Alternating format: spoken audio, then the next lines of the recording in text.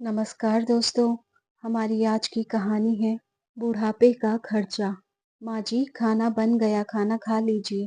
सरला देवी खाना खाने बाहर आती हैं तो देखती एक थाली में दो सूखी रोटी और उसके साथ अचार पड़ा हुआ था। जब यादव जी थे तो सूखी रोटी कभी नहीं खाते थे। रोटी पर देसी घी लगाकर और दही तो जरूर ही होती थी। उसके बिना तो उनके हलक से निवाला नहीं उतरता था। वह उसे दिन को याद करने लगी जब उनके पति यादव जी की मृत्यु हुई थी। उनको गए हुए 2 साल हो गए थे। बिल्कुल ठीक ठाक थे वो। सुबह उठकर सारे काम किए और फिर अचानक दिल का दौरा पड़ा और पल भर में मेरी सारी दुनिया उजड़ गई। उनकी गर्दन एक तरफ को ढुलक गई थी। आनन फानन डॉक्टर के पास लेकर गए थे, पर डॉक्टरों ने साफ मना कर दिया था कि अब कुछ नहीं हो सकता। मैं तो जैसे अपनी सारी सुध बुध सी खो बैठी। मेरे पैर जमीन पर ही नहीं टिक रहे थे। दो व्यक्तियों ने मुझे पकड़ा हुआ था और लेकर चल रहे थे, जैसे मुझे वह घसीटते हुए लेकर जा रहे हो। मुझे ऐसा लग रहा था यादव जी के जाने के बाद मैं बेसुध सी रहने लगी। जहाँ बैठ जाती वहीं घंटों तक बैठी रहती। बालों में तेल लगाए ना जाने कितने दिन हो जाते। मैंने कभी ख्वाब में भी नहीं सोचा था कि मुझे मेरे पति के बिना इस दुनिया में रहना पड़ेगा। यादव जी के होते हुए मुझे किसी भी बात की फिक्र ना थी। वो मेरा इतना ख्याल रखते थे। सब कुछ उन्हीं के हाथ में था। लेकिन आज थाली से सब कुछ गायब हो चुका था, क्योंकि सब कुछ बेटे बहू के हाथ में था। सरला देवी के दो बेटे दो बहुएं हैं। सरला देवी बेटे बहू के साथ ही रहती हैं। दोनों बेटों के दो दो बच्चे हैं। सरला देवी की बड़े नाम का महेश और छोटे बेटे का नाम सुरेश है। दोनों नौकरी करते हैं। सुबह को जाते हैं और शाम को लौटते हैं। दोनों बहू की रसोई अलग अलग है। एक बहू दोपहर को खाना देती है तो एक शाम को देती है। दोनों ही बेटे बहुएं सरला देवी को कुछ नहीं कहती हैं। बेटे ऑफिस से आते ही सीधे कमरे में चले जाते हैं। जब भी ऑफिस से आते हैं तो कुछ ना कुछ उनके हाथ में सामान जरूर होता है, जिसे वह छिपकर कमरे में लेकर जाते हैं। दोनों बहुएं भी कभी सास के पास बैठी तक नहीं। दो बातें करना तो दूर, बस कमरे में घुसी रहती हैं। फोन पर बतियाती रहती हैं। काम पड़ने पर ही कमरे से बाहर आती हैं।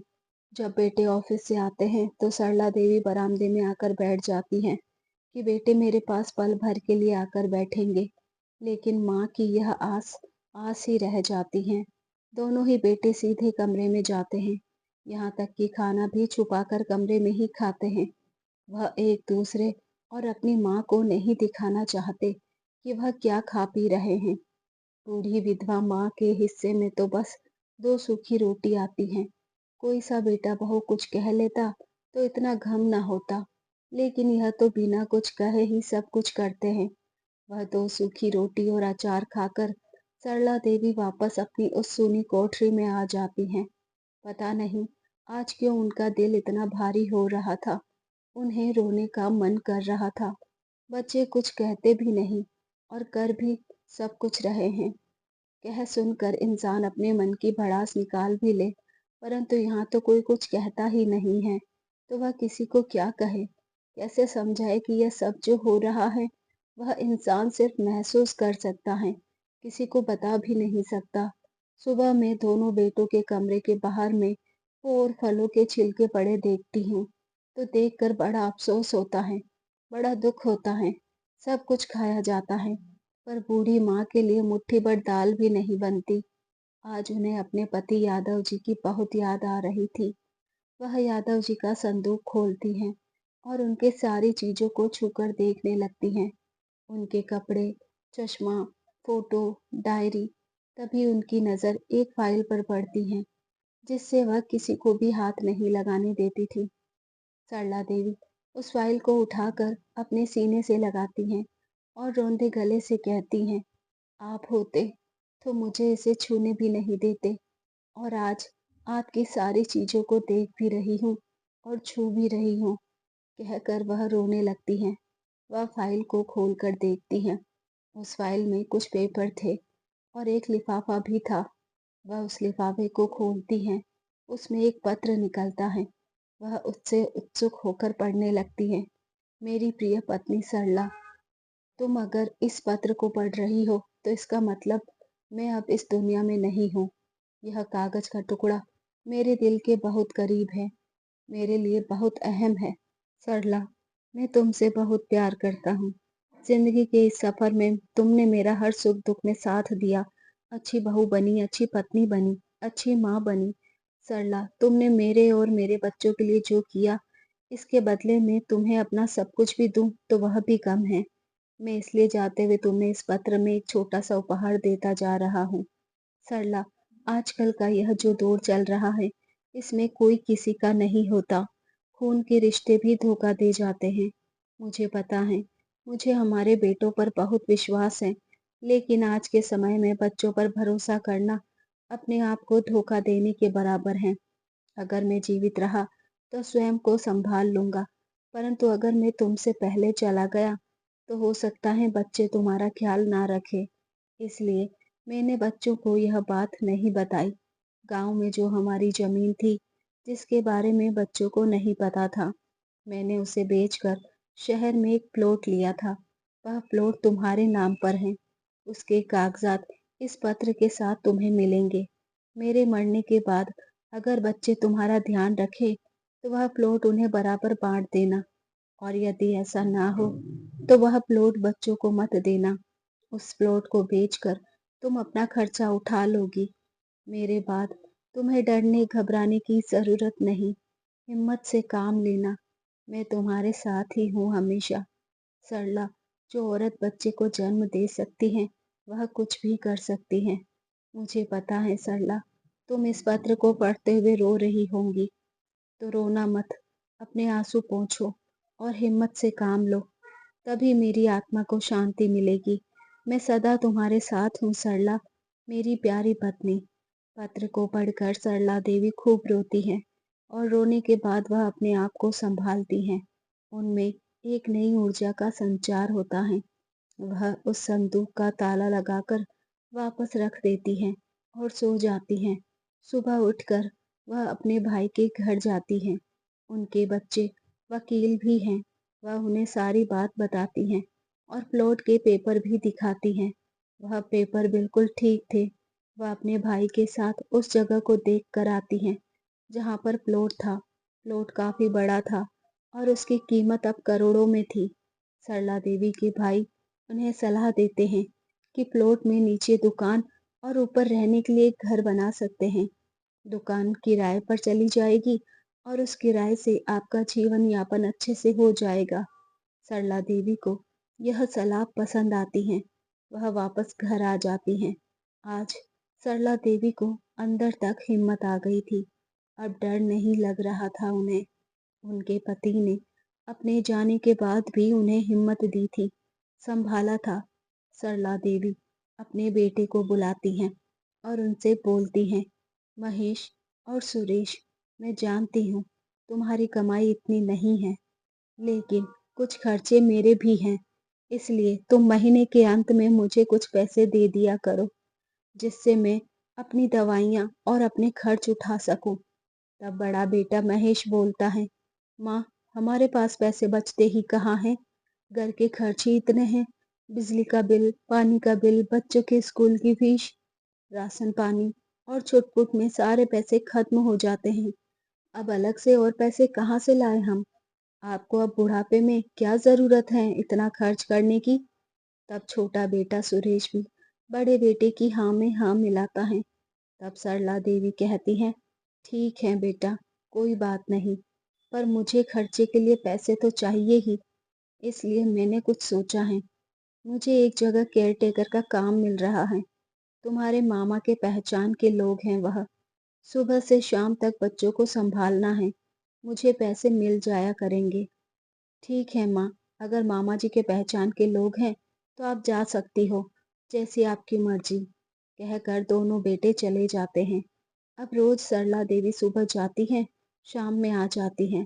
प्लॉट का काम अपनी देखरेख में करवाकर उन्होंने काम करवाने के लिए प्लॉट का थोड़ा सा हिस्सा बेच दिया था। अब कुछ ही दिनों में सब कुछ बनकर तैयार हो गया था। नीचे दुकान बन गई थी और ऊपर घर और बाकी का सारा काम उनके भाई ने पूरा करवा दिया था। नीचे की दुकान किराए पर रख दी गई थी और ऊपर रहने की व्यवस्था कर दी गई थी और अपना खर्चा वे अब खुद से उठाने लगी थी। सरला देवी अपने बेटे को कुछ नहीं बताती। यदि वह उन्हें बताती तो दोनों बेटे आधा हिस्सा बांट लेते और उन्हें फिर से पाई पाई के लिए तरसा देते। सरला देवी ने इसीलिए दोनों बेटों से खर्च की बात की थी, परंतु खर्चा देने की बजाय दोनों ने अपनी बूढ़ी माँ को काम करने के लिए कह दिया। ऐसी औलाद से उम्मीद भी क्या की जा सकती है। रविवार के दिन वो अपने दोनों बेटे बहू को बुलाती हैं और कहती हैं, मुझे तुम सबको कुछ दिखाना है। तब छोटा बेटा सुरेश बोलता है, क्या दिखाना है माँ, आज रविवार है, हमें चैन से रहने दो। परंतु सरला देवी दोबारा बोलती हैं, वह तो वहां पहुंचकर ही पता चल जाएगा।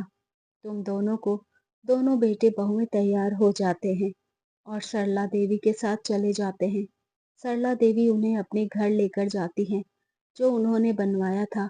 उस घर में कई बूढ़ी औरतें और आदमी बैठे हुए थे और सरला देवी के भाई भी वहीं मौजूद थे। दोनों बेटे बहुएं हैरानी से पूछते हैं, माँ यह लोग कौन हैं और यह किसका घर है? मामा जी यहाँ क्या कर रहे हैं? तब सरला देवी पूरे स्वाभिमान के साथ बोलती हैं, यह घर मेरा है। यह घर मुझे तुम्हारे बाबूजी ने दिया था। तुम्हारे बाबूजी को पहले ही पता चल गया था कि अगर मैं इस दुनिया से पहले चला गया तो तुम अपनी बूढ़ी माँ के साथ ऐसे ही दोगला व्यवहार करोगे, उसे पाई पाई के लिए मोहताज बनाओगे। इसलिए तुम्हारे बाबूजी ने मेरे लिए यह प्लॉट ले लिया था ताकि उनके बाद मैं किसी पर निर्भर ना रहूं, आत्मनिर्भर बनकर पूरे स्वाभिमान के साथ रहूं। मैंने तुमसे उस दिन खर्चे के लिए कहा था, तो तुम दोनों ने अपने खर्चे गिनवा कर अपनी माँ से मुंह मोड़ लिया था। अगर तुम उस दिन मुझे मेरा खर्चा देने के लिए तैयार हो जाते, तो यह प्लॉट आज तुम्हारा होता। लेकिन अफसोस कि तुम अपनी माँ को पैसे क्या दोगे। तुमसे तो 2 वक्त की रोटी ढंग की ना दी गई। हमेशा अपनी माँ से छुप छुप कर खाते पीते रहे कि कहीं मैं देख ना लूं। पल भर के लिए मेरे पास आकर ना बैठते। बहू को क्या कहना, जब अपना ही खून ऐसा उठे। तो बहुएं तो पराए घर से आई हैं। पराया कौन है? जब तुम्हें ही अपनी बूढ़ी माँ का एहसास ना हुआ कि उसे भी कुछ अच्छे बुरे का पूछ ले, उसका भी कुछ मन करता होगा। लेकिन तुम्हें तो अपने ही काम से फुर्सत नहीं। माँ को तो क्या पूछोगे। वह तो अच्छा हुआ मेरे पति अपने जाने से पहले मेरे लिए इंतजाम कर गए, वरना तुम मुझे अपना मोहताज समझ रहे थे। अब मैं तुम्हारी मोहताज नहीं हूँ। मेरे भी कुछ ख्वाहिशें हैं। मुझे भी बुढ़ापे में सहारा चाहिए। जो मुझे तुम दोनों से मिलना चाहिए था, वह इन लोगों से मिलेगा, जिन्हें तुम सामने बैठा देख रहे हो। यह वही लोग हैं जिनकी औलाद ने इन्हें बेघर कर दिया। यह लोग भी औलाद के सताए हुए हैं। अब हम सब एक दूसरे का सहारा बनेंगे। मुझे तुम जैसे बेटे बहू की जरूरत नहीं। तुम अपने घर जा सकते हो। आज से मैं यहीं रहूंगी। अब इस घर में मेरे जैसे ही रहेंगे। जो बेटे बहू के होते हुए भी अकेले हैं, उनके लिए इस घर के द्वार हमेशा खुले रहेंगे। सरला देवी की बात सुनकर बेटे बहुएं उनसे माफी मांगते हैं। माँ हमें माफ कर दो। हम अपनी जिंदगी में इतना व्यस्त हो गए कि अपने जन्मदाता को ही भूल गए। तब सरला देवी बोलती हैं, मेरे बच्चों, मुझे तुमसे कोई शिकायत नहीं। मैंने तुम्हें माफ कर दिया। तुम अपनी जिंदगी में खुश रहो और मैं अपनी जिंदगी में खुश हूँ। मेरी दुनिया अब यह सब लोग ही हैं। मैं अपनी बची हुई जिंदगी इनके साथ जीना चाहती हूँ। इनके साथ अपने बचे हुए दिन गुजारना चाहती हूँ। सरला देवी की बातें सुनकर वहां बैठे सभी लोगों की आंखों में आंसू आ जाते हैं। उनकी आंखें भर जाती हैं। सरला देवी के भाई बोलते हैं, मुझे अपनी बहन पर गर्व है। मैं उसके फैसले का सम्मान करता हूँ। तभी पूरा घर तालियों की गड़गड़ाहट से गूंज उठता है। वहां बैठे वृद्ध व्यक्ति ताली बजाते हैं। इस तरह सरला देवी अपने बेटे बहू के बर्ताव से दुखी होकर अपने ढंग से अपना जीवन यापन करने लगती हैं। किराए से आने वाले पैसों से उनके सारे खर्चे आराम से पूरे हो जाते हैं और खुशी खुशी रहने लगती हैं। दोस्तों, बच्चों के इतने खर्च होते हैं तो क्या बूढ़े माँ-बाप के कोई खर्चे नहीं होते? जबकि बुढ़ापे में तो और ज़्यादा खर्चे बढ़ जाते हैं। रोज़ाना दवाइयाँ लेनी पड़ती हैं, कुछ मेवे, फल, फ्रूट खाने पड़ते हैं, अच्छा पौष्टिक भोजन करना पड़ता है। तभी तो बूढ़ी हड्डियों में जान आती है, वह चल पाती हैं, जबकि होता इसका उल्टा है। बुढ़ापे में बुजुर्गों का खर्चा खत्म कर दिया जाता है, खाना भी अपनी मर्जी से दिया जाता है। क्या बुढ़ापे में अच्छा खाने-पीने का मन नहीं करता? दोस्तों, सरला देवी ने बेटे बहू के साथ जो किया था, वह फैसला सही था कि गलत? कमेंट करके अपनी राय ज़रूर बताएं। कहानी अच्छी लगे तो वीडियो को लाइक शेयर करें और ऐसी कहानियाँ सुनने के लिए हमारे चैनल को सब्सक्राइब करें। मिलते हैं जल्द ही नई कहानियों के साथ। तब तक आप अपना प्यार यूं ही बनाए रखिए और अपना ख्याल रखिए और वीडियो को हाइप करना बिल्कुल ना भूलिए। Thanks for watching. धन्यवाद।